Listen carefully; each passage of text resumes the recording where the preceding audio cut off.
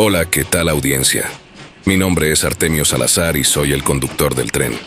Un día más les doy la bienvenida a este su programa, El Maquinista Historias de Terror. Así que prepárense un café, pónganse los audífonos y disfruten este relato.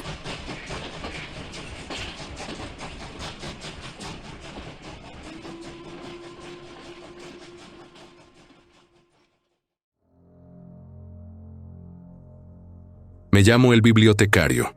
No esperes poesía en mis palabras ni consuelo en lo que estás por leer. Mi oficio no es escribir para entretener, sino preservar lo que otros intentan borrar. Llevo décadas rastreando documentos prohibidos, libros mutilados, archivos sin número de registro y testimonios incompletos que la Iglesia, los reyes y los gobiernos han querido desaparecer. No lo hago por heroísmo. Lo hago porque una vez vi cómo un grupo de hombres quemaba a otro vivo, solo por haber leído una página equivocada. Desde entonces entendí que el conocimiento oculto no es un lujo, es un arma, y yo decidí cargarla. Entre todos los expedientes que he encontrado, ninguno me perturbó tanto como el que estás por conocer. No por fantasía ni superstición, sino por el nivel de planificación, mentira y silencio que lo rodea. Durante siglos, millones de personas crecieron creyendo que el mito del vampiro nació con Vlad Tepes, el hombre al que llamaron el Empalador. Drácula se volvió un símbolo universal de horror porque Bram Stoker lo plasmó como un monstruo sediento de sangre, una criatura que gobernaba desde un castillo maldito, alimentándose de los vivos y desafiando a la muerte. Pero la verdad es otra. Vlad Tepes fue cruel. Eso nadie lo discute. Pero no fue un vampiro real. Y lo más importante es que la Iglesia lo sabía. Lo dejaron cargar con la infamia porque les servía. Lo usaron como pantalla, como cortina, porque el verdadero origen del mito estaba clasificado bajo llave y no podía salir a la luz bajo ninguna circunstancia. Vlad el III de Valaquia, llamado Draculea, dominó el terror como un recurso político. Su poder no provenía de la inmortalidad ni de la sangre, sino del miedo. Sus atrocidades fueron tan reales como el hierro con el que empalaba a hombres, mujeres y personas incapaces de defenderse. Se dice que atravesó a decenas de miles, dejando sus cuerpos exhibidos a la intemperie para que los ejércitos enemigos dudaran antes de acercarse a sus tierras. Nadie puede negar su brutalidad. Vlad mandó hervir a mendigos, mutilar a ladrones y desollar a traidores. Lo peor es que lo hacía con serenidad, como si el dolor ajeno fuera un trámite necesario para gobernar. Era un sádico, no un vampiro. El Vaticano conocía bien los informes sobre sus masacres. Conocían los detalles, las cifras, los testimonios. Sabían que Vlad era un hombre enfermo, obsesionado con el castigo y el control, pero nunca lo consideraron un demonio ni una criatura sobrenatural. Sin embargo, cuando Bram Stoker tomó su nombre para escribir Drácula, la Iglesia no movió un dedo para corregir al mundo. No enviaron comunicados, no escribieron refutaciones, no defendieron la historia real, guardaron silencio. Y ese silencio fue intencional. La idea de un monstruo nocturno que bebía sangre les resultó útil. Mientras escritores, cineastas y la cultura popular se obsesionaban con el castillo ficticio del conde Drácula, nadie miraba hacia los archivos prohibidos del Vaticano. Nadie hacía preguntas sobre los documentos sellados que hablaban de un hombre que sí mostraba conductas imposibles de explicar. Un hombre que pertenecía a la Iglesia, no a un trono militar. Un hombre del que no se podía hablar sin activar órdenes de silencio. Ese hombre no era un príncipe guerrero, era un monje. Por eso dejaron que Vlad cargara con el mito. Era perfecto, tenía la reputación, tenía la sangre, tenía la violencia, tenía la leyenda. Lo único que había que hacer era dejar que el mundo confundiera crueldad humana con horror sobrenatural, y el mundo cayó en la trampa. Lo hicieron sin resistencia, porque es más fácil creer en un monstruo de ficción que cuestionar a una institución que proclama moral, salvación y santidad. Lo que ocurrió detrás de los muros del Vaticano fue calculado. Usaron el nombre de Vlad Tepes como un contenedor. Lo rellenaron con rumores, supersticiones, versiones distorsionadas y miedo colectivo. Así, mientras millones hablaban del vampiro empalador, los verdaderos documentos permanecían ocultos, protegidos por sellos, amenazas y desapariciones. Mientras el mundo imaginaba castillos, bosques oscuros y empalamientos, el Vaticano ocultaba el expediente del único hombre que realmente coincidía con la palabra vampiro. No lo mencionaron en sermones, no lo permitieron en registros civiles, lo borraron de la historia con precisión quirúrgica. Y cuando la literatura gótica creció, cuando los románticos del terror necesitaban villanos, Roma se aseguró de que el nombre auténtico jamás apareciera impreso. No podían permitir que su monstruo real se convirtiera en símbolo cultural. Un hombre así, expuesto al mundo, habría destruido la fe desde dentro. Por eso lo enterraron, pero no muerto. Enterrado en la historia, no en la tierra. Ese hombre era Fray Andrei Balan, abad de una congregación aislada entre los bosques de Hirsau, un lugar que casi no figura en los mapas, porque mantenerlo fuera de la vista siempre fue parte del plan. No cumplía condena, no estaba prófugo, era un secreto institucional. Cada documento que lo menciona fue mutilado, reescrito o archivado en los sótanos del Vaticano, ese lugar donde los errores de la Iglesia nunca existieron. Y, sin embargo, algunos fragmentos sobrevivieron. Cartas privadas, copias prohibidas, notas al margen, confesiones anónimas, pedazos, retazos. Con eso reconstruí la verdad, página por página, hasta formar el expediente que ahora tengo frente a mí. Yo descubrí su nombre por azar. No buscaba vampiros. Ni siquiera creía en esa palabra. Estaba investigando otro caso, una desaparición ligada a un monasterio clausurado, cuando encontré una referencia mínima, casi ilegible. Balan Andrei, no divulgar. Esa nota no estaba dirigida a un sacerdote común. No era un mensaje pastoral. Era una orden. La clase de orden que solo aparece en los archivos clasificados del Vaticano. Cuando seguí el rastro, cada puerta se cerró. Me negaron acceso, y uno de mis contactos en Roma dejó de responder. Ahí entendí que no estaba frente a un simple error histórico. Lo que estaba enterrado tenía que seguir enterrado. Pero ya era tarde. Yo había leído lo suficiente para saber que Fray Andrei Balan existió, que no era un mito, y que su expediente es la razón por la cual la Iglesia permitió que Vlad Tepes cargara con la fama de un monstruo, que no fue, o bueno, sí lo fue, pero no en el sentido que se le da hoy en día. La pregunta que me atormentó al principio fue simple. ¿Por qué tanto miedo a un monje? ¿Qué podía haber hecho un solo hombre para justificar 5 siglos de silencio? La respuesta no apareció en una sola página, sino en pedazos dispersos. Testimonios que hablaban de cuerpos pálidos encontrados sin sangre, informes médicos con heridas que cerraban solas, anotaciones que describían a un clérigo que no envejecía, y una orden secreta de trasladarlo a un sitio subterráneo, sin juicio, sin actas públicas, sin entierro. Lo que el Vaticano encontró en Hirsau no fue un mito literario, fue un problema que no supieron destruir. Un hombre que no moría, un hombre que necesitaba sangre para sostener su cuerpo, un hombre vestido con sotana, un hombre dentro de la iglesia, no fuera de ella.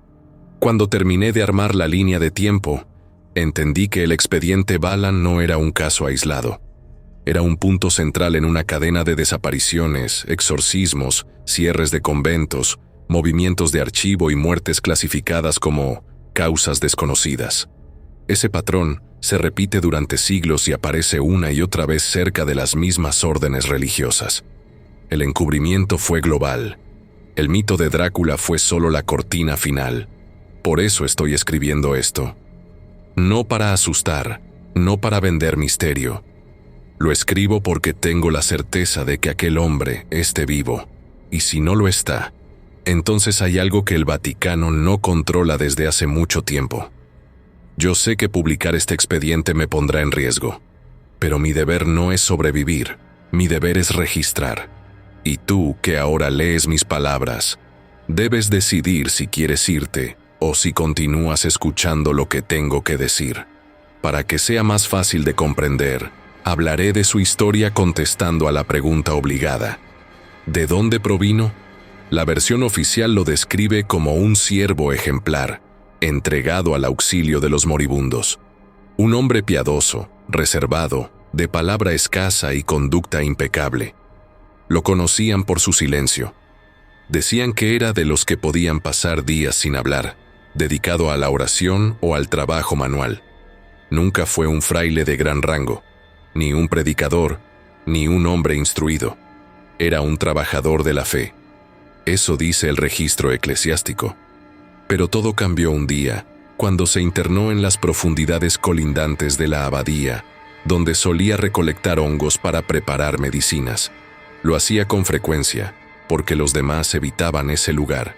Decían que el suelo allí era demasiado húmedo, y que bajo las raíces del bosque corrían grietas profundas que conectaban con el infierno. Según su propio testimonio, fue allí donde encontró a un hombre moribundo. Estaba tirado entre el musgo, respirando apenas. Dijo que lo cubrió con su manto y le dio las exequias, un acto reservado solo a los sacerdotes ordenados. Aquello ya era una infracción, pero lo hizo convencido de que el alma del hombre no podía esperar. Cuando volvió a la abadía, avisó al prior de lo ocurrido. Enviaron a 3 frailes para verificar el hallazgo, pero lo que encontraron no fue un moribundo, sino un cadáver tatuado por completo con símbolos extraños, espirales, cruces invertidas y letras deformes. En aquella época los tatuajes eran cosa del infierno, y por lo mismo, nada común. Los frailes retrocedieron horrorizados. El cuerpo estaba mutilado, sin ojos, sin lengua, sin sangre visible y sin signos de putrefacción. Los monjes intentaron atribuirlo a los animales carroñeros, pero los cortes eran finos, exactos, casi quirúrgicos. No había mordidas, solo incisiones perfectas. El prior ordenó cubrir el cuerpo y sellar el pasaje. Nadie debía hablar de ello, pero el daño ya estaba hecho. Desde aquel día, Fray Andrei cambió. Al principio, los demás creyeron que era culpa del trauma. Dormía menos, comía apenas lo suficiente. Se le veía con la mirada fija, como si escuchara algo que los demás no podían oír. A veces rezaba solo, de madrugada, murmurando en un idioma que ninguno reconocía. Y poco después, comenzaron los incidentes. El primero ocurrió en la sala de copistas, una madrugada. 2 monjes aseguraron haberlo visto inclinado sobre un manuscrito antiguo, copiando símbolos que no eran letras ni números. Cuando lo confrontaron, él se levantó despacio y lamió la tinta de la pluma. Uno de ellos, horrorizado, juró que la lengua de Balan era negra, como si estuviera quemada. El otro dijo que el pergamino se movía solo, que las letras se deformaban frente a sus ojos. Al amanecer, cuando revisaron la mesa, el texto había desaparecido, y en su lugar había un círculo hecho con sangre seca. El segundo ocurrió en la cripta, donde guardaban los cuerpos de los monjes difuntos. Fray Andrei fue sorprendido rezando junto a un ataúd abierto.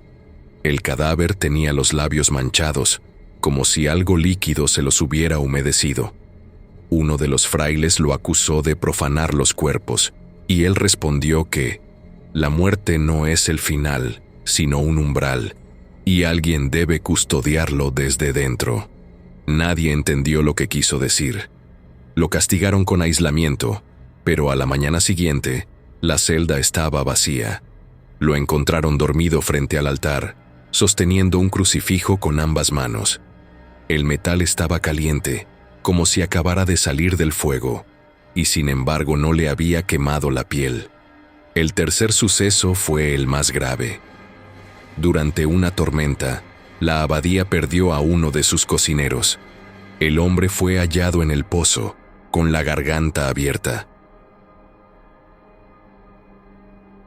Las autoridades locales sospecharon de ladrones, pero los frailes sabían la verdad. Uno de ellos, el hermano Teodor, juró haber visto a Andrei bajar al pozo con una cuerda y volver a salir sin ayuda, con las manos cubiertas de sangre. Cuando lo interrogaron, dijo que había encontrado agua viva. Esa fue la última vez que el prior intentó razonar con él. A partir de entonces, nadie se atrevió a confrontarlo abiertamente. Pasaron los años, y la transformación se volvió imposible de ocultar. No envejecía. Su rostro seguía igual que el primer día que entró al monasterio. No tenía canas, no tenía arrugas, no se enfermaba. Dormía poco, y cuando lo hacía lo encontraban con los ojos abiertos. En los ayunos prolongados, era el único que no mostraba debilidad. Comía pan duro, bebía agua, y aún así parecía más fuerte que los demás. Algunos frailes comenzaron a evitarlo. Otros fingían devoción, temiendo que una sola palabra en su contra significara desaparecer. Con el tiempo, los habitantes del valle comenzaron a encontrar cuerpos. Animales primero, ovejas, perros, caballos, todos pálidos, drenados. Luego, personas, pastores, campesinos, incluso un viajero que se hospedó una noche en la abadía. Todos con la misma característica, sin sangre y sin heridas externas. El prior ordenó que se enterraran sin ceremonias, para evitar rumores. Pero los rumores corrieron igual. Decían que un demonio vestía hábito dentro de la casa de Dios. Los testimonios que sobrevivieron, copiados a mano por monjes que después desaparecieron, hablan de un ritual prohibido. Contaban que Fray Andrei, en lugar de dar la extrema unción, abría el pecho de los moribundos y bebía su sangre. Decía que lo hacía antes de que el diablo la reclamara. Algunos creyeron que se había vuelto loco. Otros que realmente creía estar salvando almas. Nadie imaginó que estaba alimentándose. Lo perturbador es que varios de aquellos a quienes dio la bendición final aparecieron días después en sus tumbas con los ojos abiertos y la piel endurecida. Había marcas en el interior de los ataúdes, arañazos, dedos fracturados. Algunos fueron exhumados por miedo y encontraron los cuerpos volteados boca abajo. En los registros de la abadía, todavía se conserva una nota escrita por un monje que firmó solo con iniciales. Dice: «Esta noche escuché al hermano Andrei caminar sobre el techo. No hay forma de subir allí, no deja huellas. El aire huele a cobre cuando pasa otra nota. De fecha posterior dice: el hermano Andrei no come, no duerme, pero a veces, después de maitines, hay gotas oscuras en el suelo que no pertenecen a nadie». El prior intentó escribir a Roma pidiendo orientación, pero la carta nunca salió del convento. Uno de los mensajeros fue hallado muerto junto al portón, el cuerpo rígido, los labios grises. A la semana siguiente, el prior enfermó y murió sin razón aparente. A partir de entonces, nadie habló del tema en voz alta. Los ancianos fingían no ver. Los jóvenes se marchaban. La abadía quedó casi vacía. Los aldeanos contaban que por las noches se veía una figura caminar entre los árboles, con una lámpara en la mano. Decían que el fuego no parpadeaba, que la luz era constante, y que donde pasaba esa luz, los animales huían, y el aire se volvía frío. Algunos aseguraban que vieron al monje en las colinas, rezando ante cruces torcidas, o que escucharon sus pasos dentro de sus casas, aunque las puertas estaban cerradas. Cada historia coincidía en lo mismo: nunca se le veía de día. En un intento por recuperar la normalidad, los monjes restantes realizaron un exorcismo. No era algo autorizado por Roma, pero el miedo ya había superado la obediencia. Reunieron sal bendita, incienso y oraciones, y lo encerraron en la capilla mayor. Según el relato de uno de ellos, durante el rito las velas se apagaron solas. El crucifijo se partió y el cuerpo de Andrei cayó al suelo convulsionando. Cuando la luz volvió, El monje respiraba, pero los ojos se le habían vuelto completamente negros. Sonrió. Dijo: «Ahora sé lo que soy». Nadie volvió a intentar un exorcismo. Desde entonces, la abadía quedó maldita. Las campanas tañían solas, los muros goteaban agua salada. Los visitantes que llegaban por error sufrían pesadillas o enfermedades repentinas. Cuando el Vaticano intervino, ya era tarde. No lo hicieron por fe ni por compasión, sino por miedo. La noticia de lo que ocurría dentro de la abadía se había esparcido entre los monasterios vecinos, y había rumores de cuerpos sin sangre, de monjes que no morían y de rezos nocturnos en lenguas olvidadas. Roma no podía permitir que un milagro invertido saliera a la luz. Enviaron a los inquisidores con la orden de limpiar el nombre de la iglesia, sin importar el método. Lo capturaron, sí, pero pronto descubrieron lo que nadie esperaba. No podían ejecutarlo. Probaron todo lo que conocían. Le atravesaron el pecho con hierro. Las heridas se cerraron en minutos. Lo colgaron hasta romperle el cuello, pero el cuerpo se enderezó solo. Lo ahogaron en agua bendita, y su respiración siguió como si nada. El pulso nunca se detuvo, porque desde hace mucho no tenía pulso a pesar de estar vivo. Ni el fuego lo dañaba. Dicen que lo amarraron y le cortaron la cabeza. El cuerpo permaneció quieto unos segundos, hasta que comenzó a temblar, y los ojos, ya separados del torso, se movieron por cuenta propia. Los inquisidores huyeron, pero el superior los obligó a regresar. Tenían que deshacerse de él sin dejar pruebas.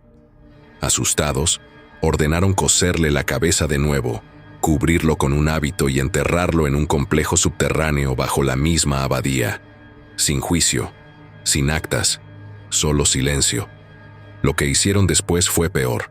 No lo dejaron morir, lo mantuvieron con vida. Le conectaron un sistema rudimentario, hecho con tubos de cobre y recipientes de vidrio, donde fluía una sustancia que ellos llamaban plasma sacratum, una mezcla de sangre humana, agua consagrada y sedantes extraídos de opio. Esa era la forma en que intentaban controlarlo. No era un castigo, era un experimento. Querían entender qué era, querían saber si podían usarlo. Las notas internas que sobrevivieron no hablan de exorcismos, sino de observaciones médicas. Lo trataban como un fenómeno biológico, no como una maldición. Medían su respiración, su temperatura, su respuesta a los estímulos. Uno de los médicos jesuitas escribió: «El sujeto no requiere alimento sólido, se mantiene activo solo con el fluido. Cuando se le priva de sangre, entra en un estado de furia que rompe cualquier contención». Otro informe indica que, durante una sesión de control, rompió las correas de cuero con un solo movimiento y dejó inconsciente a 2 guardias. Le inyectaron más sedante, pero los ojos nunca se cerraron. Años después, cuando la abadía fue oficialmente clausurada, lo trasladaron a un nivel más profundo. Allí construyeron una cámara sellada con muros de piedra y metal. El acceso quedó restringido a una sola llave, custodiada por la Congregación para la Doctrina de la Fe, el brazo inquisitorial del Vaticano. Nadie fuera de esa orden debía saber que el monje existía. Los sacerdotes implicados fueron reasignados o murieron por enfermedad. Los documentos se archivaron bajo un código que no aparece en ningún organigrama. El caso de Fray Andrei Balan desapareció de la historia, y la iglesia respiró tranquila. O al menos eso creyeron. El último informe, fechado en 1893, confirma que seguía vivo. Lo firmó un médico suizo contratado por el Vaticano bajo un seudónimo. El texto, escrito en latín, dice: Subiectus manet, oculus aperti, motus minor. El sujeto permanece. Ojos abiertos, movimiento leve. Eso fue lo último que alguien se atrevió a escribir. Después, la nada. La abadía fue demolida. Dijeron que era para evitar derrumbes, pero las aldeas cercanas contaban otra versión. Decían que en las noches se escuchaban golpes bajo la tierra, como si algo intentara salir. Algunos obreros aseguraron que las piedras vibraban y que en una ocasión el suelo se abrió y liberó un olor a sangre vieja. Los supervisores lo negaron y sellaron el terreno con cemento. En los registros oficiales, el lugar desapareció del mapa. Lo declararon propiedad pontificia y lo rodearon con bosque. Ningún turista, ningún sacerdote, ningún investigador podía entrar. Con el paso del tiempo, el Vaticano necesitaba una distracción. No podían borrar el miedo, pero podían dirigirlo hacia otro lado. Y así lo hicieron.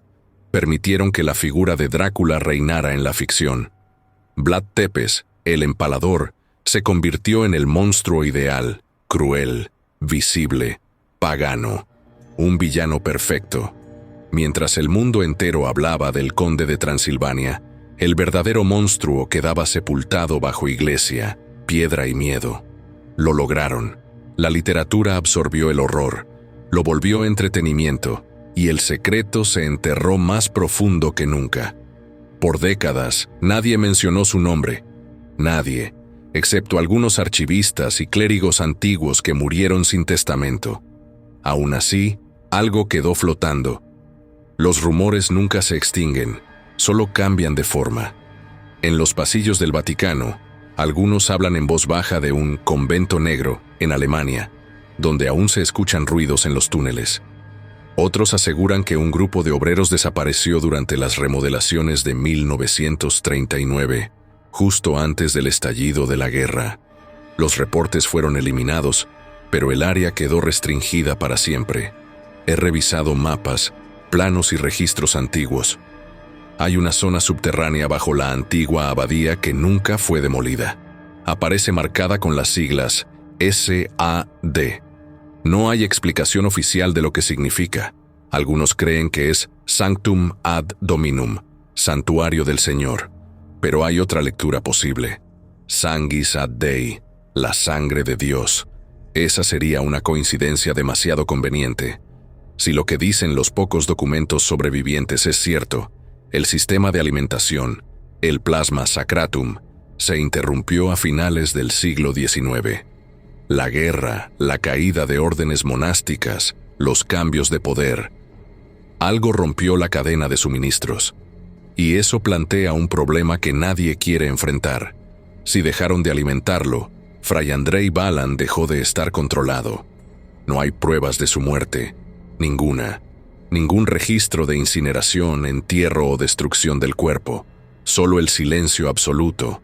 Y un silencio así, en una institución que lo documenta todo, solo puede significar una cosa. El cuerpo sigue allí, o lo que quedó de él sigue activo. La idea no es imposible. En los últimos años, se han encontrado cámaras subterráneas bajo varios templos antiguos. En todas, la misma estructura, jaulas metálicas, restos de tubos, fragmentos de vitrales con inscripciones latinas y rastros de sustancias que no corresponden a ningún compuesto médico conocido. En uno de ellos, un trabajador halló una pieza de hueso humano, con marcas de dientes. Fue confiscada por las autoridades eclesiásticas en menos de una hora. Nadie sabe si el Vaticano todavía lo alimenta o si lo dejó morir por inanición. Pero si lo dejaron morir, habría rastros. Habría olor, habría descomposición. No los hay. Algunos afirman que los sensores instalados en las galerías detectan movimiento intermitente, algo que se activa y se detiene, como un pulso. Yo no puedo confirmarlo, pero tampoco puedo negarlo. He leído demasiadas crónicas, demasiadas notas filtradas, demasiadas muertes sin explicación. Todo apunta al mismo patrón: silencio, destrucción, sustitución. Cuando la Iglesia no puede destruir algo, lo esconde. Y cuando no puede esconderlo, cambia la historia para que nadie mire en la dirección correcta. Eso hicieron con Vlad Tepes. Convirtieron un sádico humano en una criatura inmortal para distraer al mundo del verdadero monstruo que ellos mismos guardaban. No hay peor cárcel que el olvido, pero el olvido no destruye, solo espera. Y un hombre que no muere no necesita ser liberado. Tarde o temprano, encuentra la forma de salir, Yo no sé si Fray Andrei Balan sigue bajo tierra o si alguna parte de él se ha mezclado con el aire que respiramos. Lo único que sé es que los pasillos del Vaticano tienen puertas sin cerradura, pasajes sin registro y cámaras que nadie limpia desde hace siglos. Y a veces, cuando camino por los archivos, el aire se vuelve espeso, huele a metal y siento la impresión de que alguien más respira conmigo. Algunos dicen que el miedo es un invento humano. Yo creo que es lo único que nos mantiene vivos, porque si hay algo allá abajo, algo que no muere, lo único que lo detiene es que sigamos temiéndolo, y cuando el miedo se acabe, él recordará el camino de vuelta,